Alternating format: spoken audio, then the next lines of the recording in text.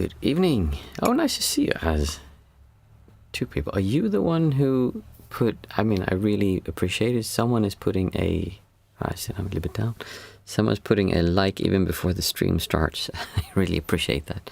The problem is lots of people come, but so few actually push the like button, and YouTube really likes it when people do. So that's very nice that you do that. I hope everyone's had a good, let me see, it's Thursday, a good week.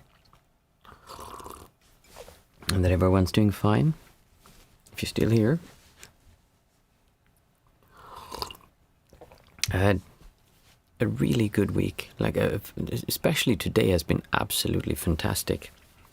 Yesterday was a rough day, like a lot of things just was really difficult, like in the story of life. But then the nice part of that is that today it's been absolutely fantastic. It's been so non-centric, just walking around, and the more you experience life without that whole idea that it needs to be a specific way, and you can just see how easy it is to feel good when you don't focus on things having to be a certain way. And I don't mean that by deluding yourself into thinking, oh, I don't like this, or I don't want this, I'm not attached, but really just focusing on being here and seeing that distortion that comes from why am I doing this? Why am I behaving this way in this interaction? Because I want to be approved. I want to be accepted. Like all these things, when you look at them and see like, oh, you know what? I am creating my distortions, and those distortions are me. Like I am the one creating this whole loop. I'm creating everything. I'm creating the tension to the world outside of me, but at the same time, that tension is also creating the sense of self, which is creating all this difficulty of interacting with the world. Because when you let go of that and you're just there, life is so easy. It's almost like cheating. It's like when you run a computer game and you put in the cheat code, and instead of having to dodge all the things and all things are so dangerous, you're just walking there and like nothing touches you. Like people are shooting and it's just running by you. It's actually very similar, because in real life we have all these ideas, oh, people look at me a strange way, or they have these opinions, I don't like them, oh, that person is doing me, and we're being attacked, we're being shot at from all angles. But when you can see that you're the one who is shooting yourself with these distortions, and when you can see that this sense of separation, this sense of self, is in fact coming by all this pressure you have towards the world around you, then you can just let go of it. And it just seems kind of silly. Like, why on earth are we spending so much time, so much effort, and so much energy on completely pointless things? They don't mean anything. Like, we just make them up, and we've been taught that we should feel bad when these things happen. But why not just be happy? Like, just enjoy life. Be happy to be alive. Like, enjoying life. Like, well, being more than just enjoying life, because if I say that, then people think of the story. See, as I was saying, what I was interested to ask Martin is, how long into your journey did you begin to notice this? Like, how many meditation hours? So I think this is actually a really good question, thank you for asking. Because I've done maybe 500 or so, and I haven't picked up on that yet. It's not about the hours. So if you think about it like this, we have this idea that if I do, okay, an even better example, if you do breathing meditation and you focus on your breath, the only thing you have to do, it's super simple. You just come back over and over and over and over again to your breath. If you just keep doing that, that's the only thing you need to focus on. Just keep coming back to your breath and nothing else. You don't need to know anything about anything else. Just keep coming back to your breath. If you do that, eventually you will gain samadhi or concentration, where... Oh, did I just stop the stream? Oh, I didn't. Eventually you will gain concentration or samadhi, where your awareness just kind of sticks on your breath. You don't have to put any effort into it. The awareness is just with the breath. And you don't have to struggle with it. There's no fighting. You just observe the breath, and it's just, okay, good. It's just there without any effort. That is a very simple, do this and you get rewarded by that. It's cause and effect very clearly. What I am talking about is not like that. It's not is not something that you're rewarded by. In fact, this is something you have to change. And this is why I talk about meditation and I talk about vipassana and all these things, but I think they're missing the point, or I quite clearly know that they're missing the point, because this didn't happen to me by doing this. I had to actively do something. Meditation in general says, don't be attached to anything, don't do anything, just observe. Just observe. So things come, and what you get from that is neutrality. You become neutral, because when you observe things coming up and you look at them and they disappear. You look at things coming up, they disappear. Difficult emotion, it disappears. And what you get is neutrality. Hey, Nicole, nice to see you. So you get to this neutral state where it's just bland. It's kind of gray. And I talk about this sometimes, how I met monks who had been monks for 30, 40, 50 years and meditated insane amounts of hours, like, yeah, crazy amounts of hours. And they were like robots, many of them, especially the ones who were really into the meditation centers. They would kind of like, you talk to them and you see like they were very controlled, extremely controlled. And they just look at you. And if something came up, it was like, just twitch the eye. That was it. They just caught everything. So they were very neutral. And I was thinking, that's not what I was looking for. Like, that means, because I had been there. I had been where I am very neutral.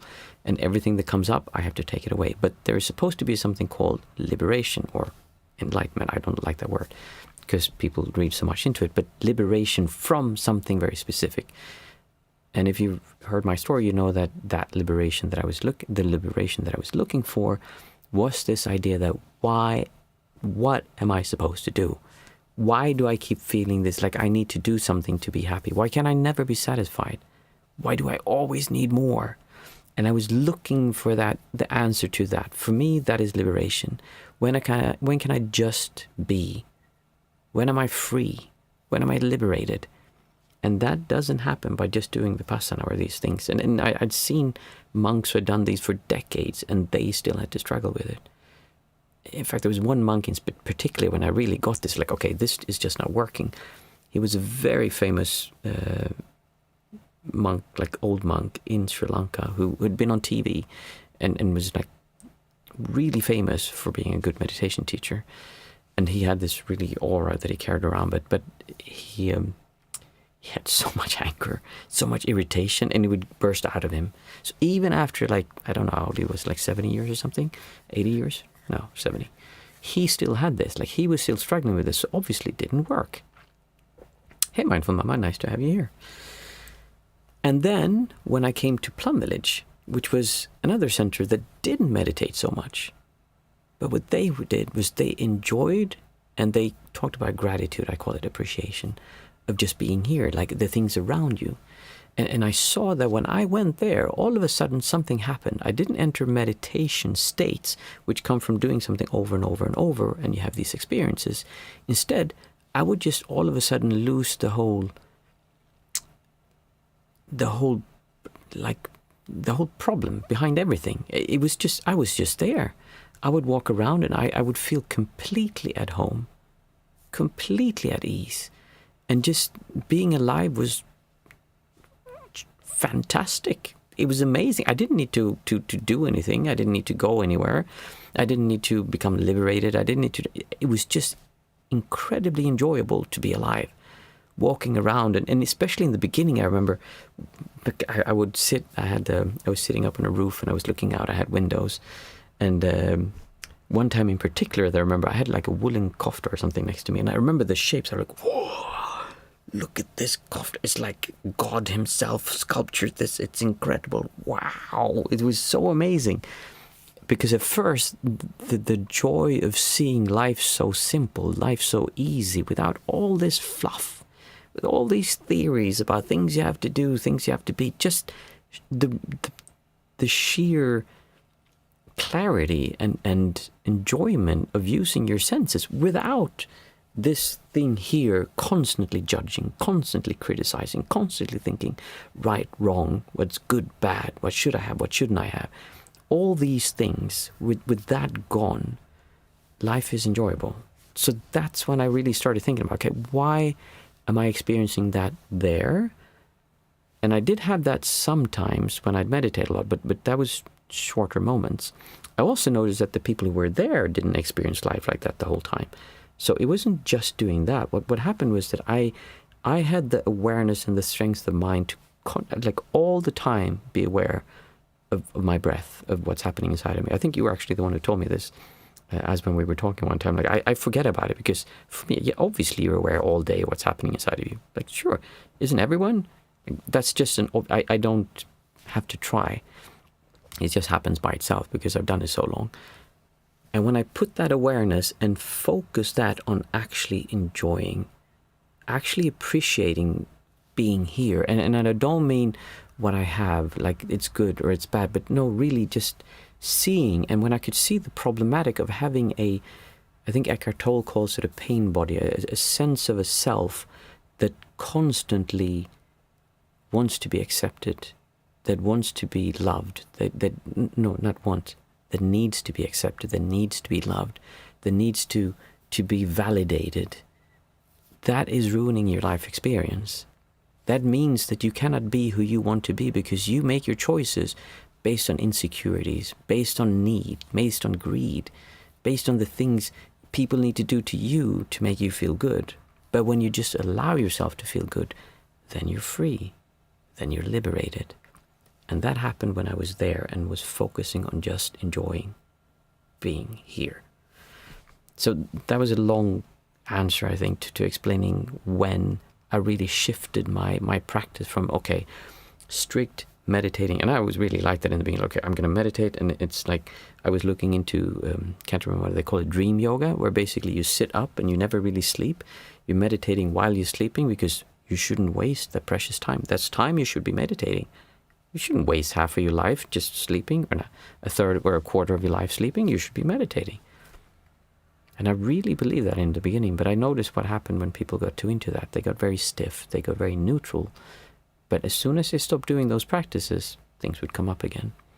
What happened when I was doing this part was that it felt like that was cleansing it. Something would come up and kick me out of it, but then every time I went through that, all of a sudden I could say, oh, you know what? I don't need to have this. I don't need to have them think this about me. I don't need to look this way. I don't need to have these things. And I had to go through that. You have to experience that. It's not something you can just read about or you can just practice this thing long enough. No, you have to go in. You have to feel that part of yourself that feels pain, that feels the anguish, that feels the insecurity, and embrace that. Just let that come up and say, oh, this is me. I am creating my distortions. And my distortion, or you could exchange that with I'm creating my feelings. And my feelings is what creates my sense of self. And then it's kind of a loop. So I start needing to be loved. I start needing to be accepted. When I started these streams like a year and a half ago, I wanted to have something. Oh, I need people I need this to be good. And I was nervous and all that. And now, like, I don't need anything from you. I can sit here and talk to myself, and I enjoy talking to myself. So it's quite easy. That's freedom. That's liberation. Let's see. Where are you from? So, London. Oh, yeah. That's really interesting to hear, Martin. So how did Plum Village have such an extreme influence? Is it its vibes, teachings? Let's see, I've never been to London, so I don't know about it. Sometimes I think I'm actually happy to not be aware of everything all the time. Does that make sense? So I'll start with as I think what Plum Village is very good at is creating just the most loving, kind atmosphere you have ever experienced. It is something most people have never even considered that exists. When you have, imagine 1,000 people, 1,000 people all within a small area, and there is just sense of everyone is kind, everyone wants to the best for you, everyone wants you to feel good, everyone is open to discuss things, everyone is open to being there and sharing loving kindness. that creates a feeling of being home and of being accepted that is very conducive, that conducive meaning very helpful towards enjoying being here and being happy about being here. There are some issues with that, and that's what you see on the surface. Underneath, there's lots of stuff happening. But when you come there, especially during a week or 2 or 3 or even a month, it is a remarkable experience. And it really helps with bringing that happiness and joy up. And that's why when people come there, their practice changes, because it's so focused on really sharing things about yourself that you haven't allowed yourself to even think or feel about. Really seeing that it's okay to be here and to be happy. You don't need to suffer for all the things that happened before. And people can come and share whatever they've done. It doesn't matter. You're still going to be accepted. That is quite an experience. I actually remember one time, and I didn't get this at the time, there was 2 parents who had a child. I don't remember the child or the age right now. I would guess they were quite small, like we're talking 4 or 5 years old. And imagine 1,000 people. And they said, yeah, it's quite incredible that we feel perfectly safe letting our child run around here with 1,000 people, and we don't feel any worry at all. And I thought, yeah, of course, like it's Plumvillage, it's safe. What do you mean? Now when I have kids myself, yeah, I understand them that would have been a big thing, because it takes quite a lot to let your child that is that small run around by itself with that many people. There's a sense of needing to be aware of what your child is doing. And with that many people, that's very difficult. Mindful Mama is saying, sometimes I think I'm actually happier not to be aware of everything all the time. You can be overwhelmed. And this is why some people, when they start meditation, especially when they start doing shadow work and stuff, they get overwhelmed, because we need to have a level of a level of not knowing, of being naive towards our issues. Because if you would be aware of all the stuff going on underneath, that would overwhelm you. And what happens when people start meditating, all of a sudden these things come up and they can be overwhelming. So for many people, if you be aware of everything all the time, there would simply be too much stuff to look at. And so many people think about the big things. Oh, this happened to me when I was a child, or they did this, or had this bad breakup, or someone cheated on you, or someone hurt you, or all these things. And they think, oh, I've worked on the big stuff. But if you knew how much stuff goes on underneath, when you start looking at how you behave in social interactions, how you want other people to like you, how you feel this fluttering feeling inside of you, insecurity, like, oh, am I doing the right thing? It's just distortions.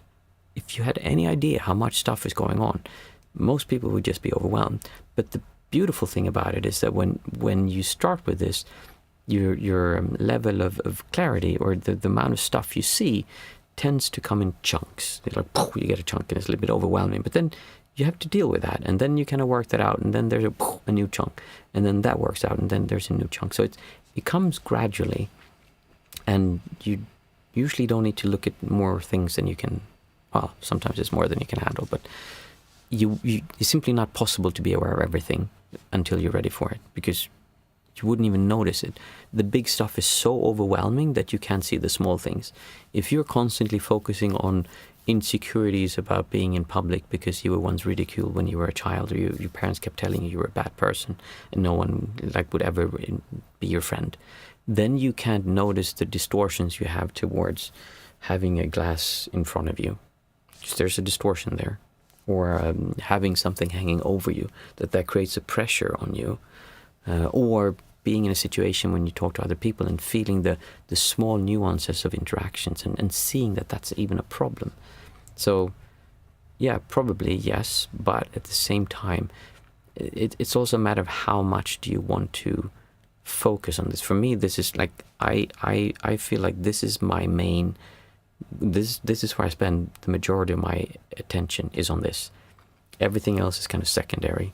I have my family, I have my work, I have the house that we live in and all of that, but there's nothing I spend as much time on looking at as this. The nice thing, though, is that doesn't mean I neglect those things. It just means that when I'm being a father, I look at how am I reacting? How am I distorting towards this? When I'm at work, I'm looking at how am I distorting towards these things. But my focus is always on how am I distorting towards these?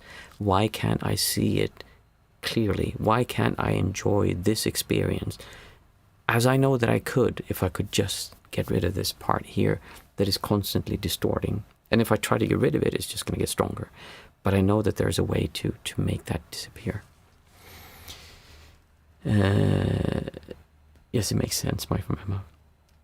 I love Plum Village. Been there only one time, but it felt so soft and kind. I felt the happiness I had as a child for the first time in many, many years. Now I know that was a moment of non-distortion. Exactly. We were actually there together, maybe my from Mama. Incredible place. And that experience of being the childlike happiness, that is like non-distortion. That's what happens. When you see that you could be that way all the time, that's when it starts making sense, like, why am I doing this? Why am I ruining my life by being upset by things, by reacting, by thinking it needs to be a certain way? If you could choose to do that, or just feel that way the whole time, the choice, it's not even a choice. You'd be a complete idiot to choose. And like, no, you wouldn't be an idiot. You'd be like blind. You simply would. It's so clear and obvious that you would choose that. But the problem is we don't know how to do it. We don't know how to get there. That sounds really fascinating, Martin. I'm highly influenced to visit Plum Village. I was watching their YouTube and it struck me as too earnest and saccharine, not for me, but maybe I'm wrong. So I never liked the Dhamma talks or the teachings.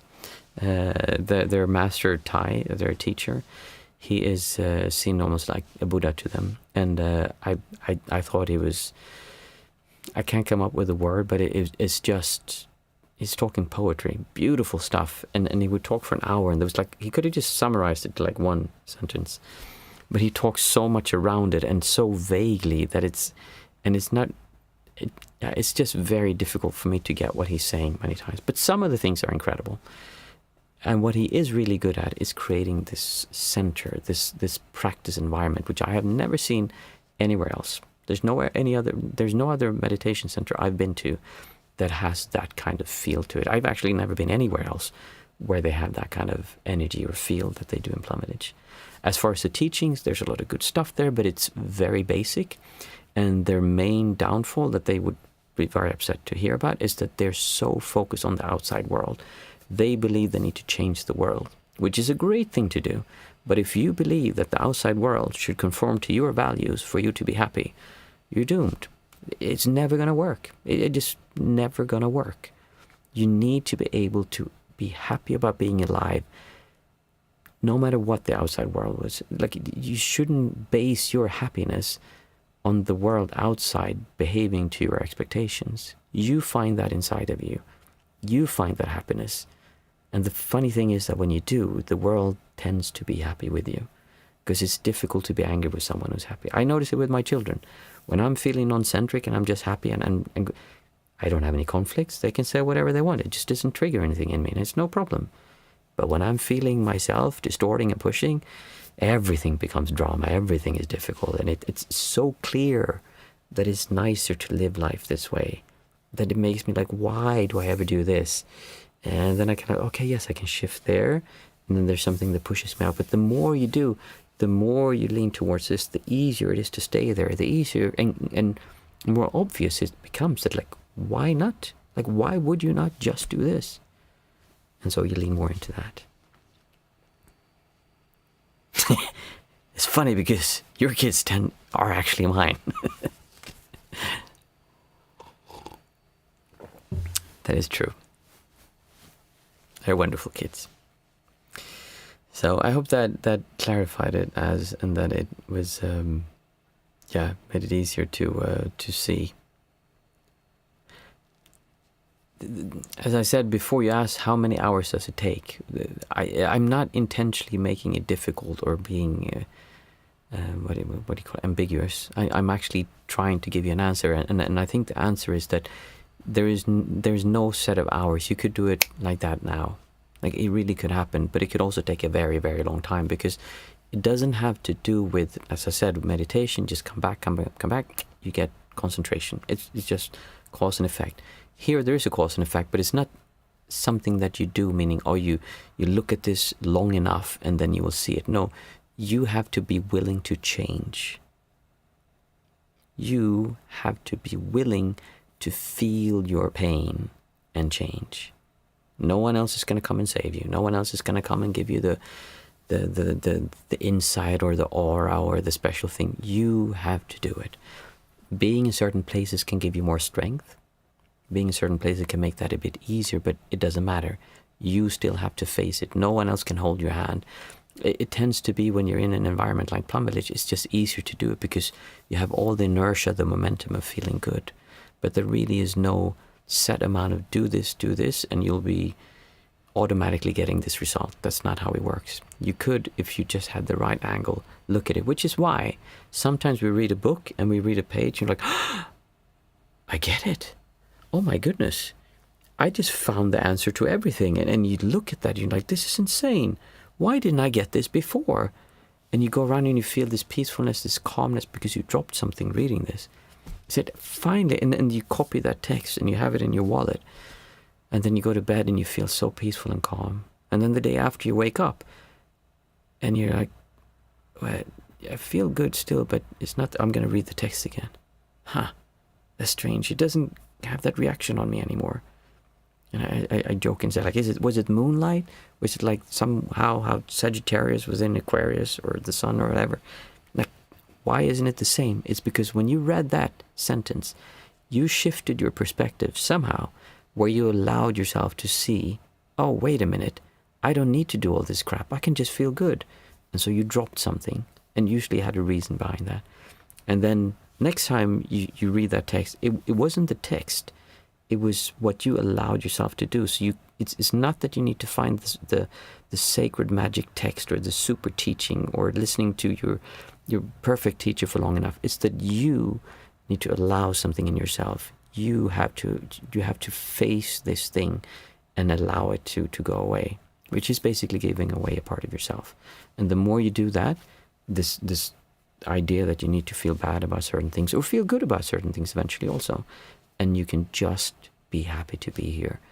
That is an allowance that you have to do. And it takes short time, long term, it doesn't really matter. For me, I've just been like brute forcing it going left and right. And I've been using, as I said, my neck injury, which creates this pressure, which we've also talked about a lot. Because it's very clear that when I do this, that pressure disappears. There's no like energy movement, everything. There's just peacefulness. Mindful Mama, yes, I recognize that. I had posted stickers all over to remind myself in the hope I would get that same feeling again.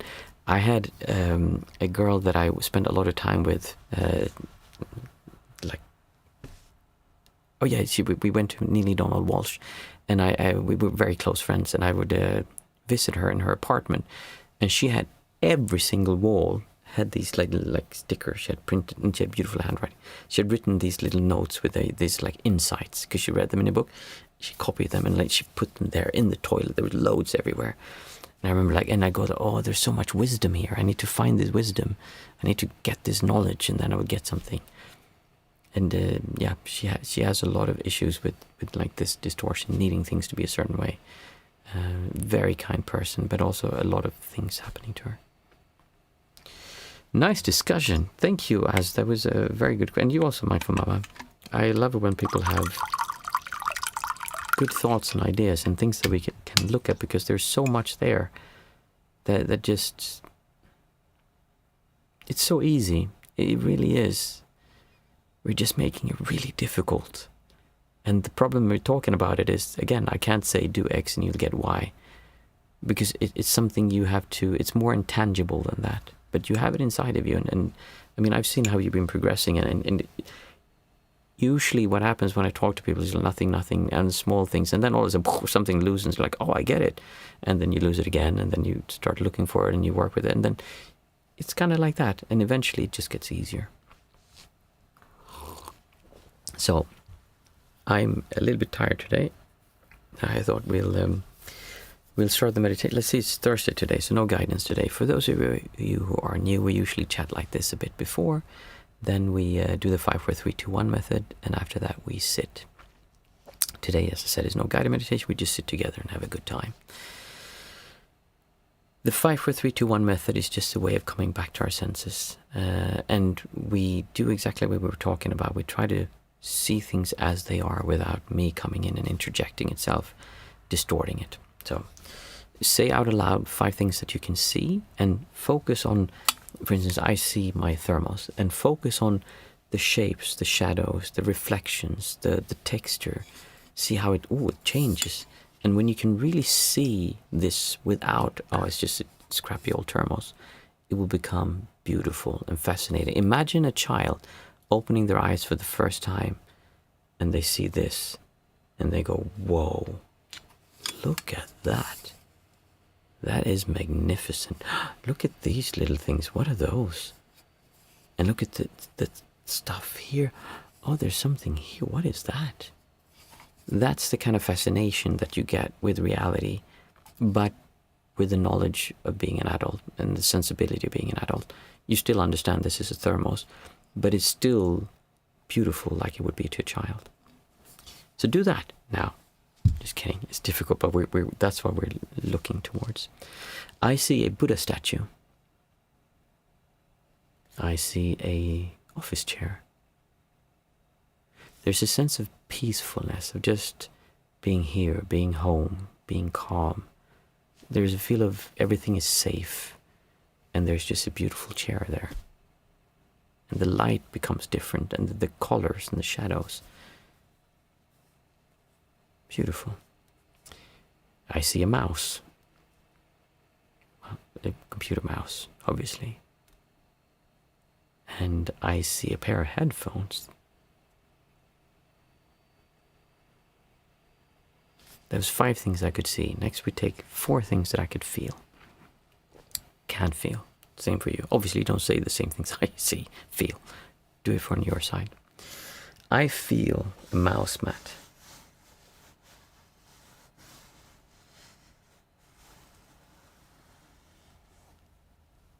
I feel my telephone.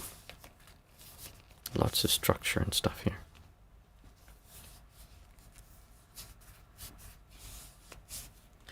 I feel my legs and my thighs.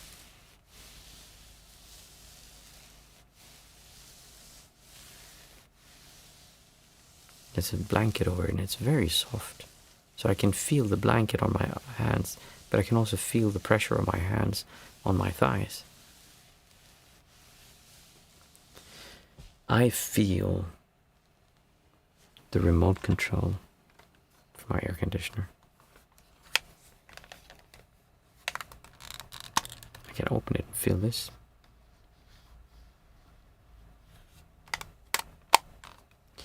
That was 4 things I could feel. Next we take 3 things that we can hear.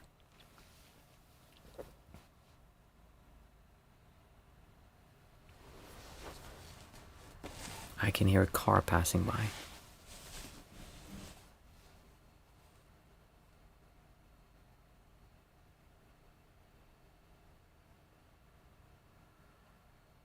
I think I hear rain. I didn't realize it was going to rain. It might be something else.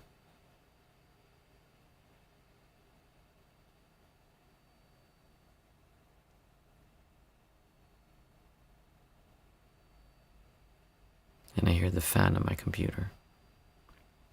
There was 3 things that I could hear. Next we take 2 things that we can smell.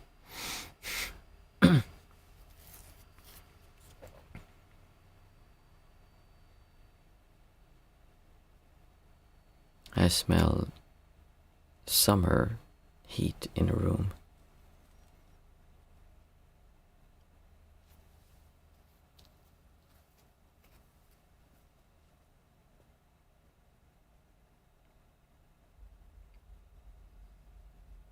I smell a bit of shampoo, or actually soap. 2 things I could smell. Finally, we take 1 thing that we can taste. I taste toothpaste.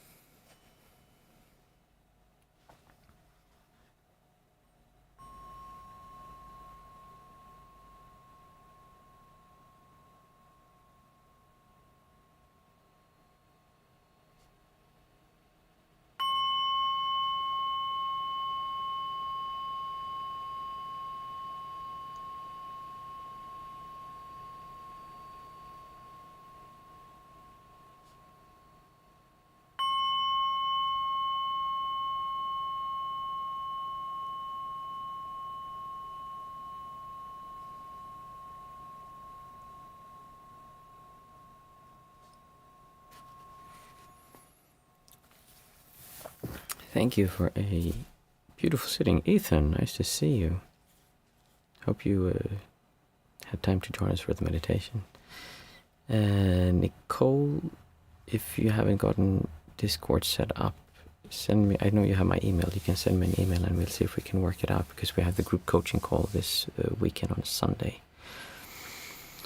I hope that everyone will have a great week. Hey Amelie, nice to see you here as well. So glad to be in touch with meditation. Happy you came.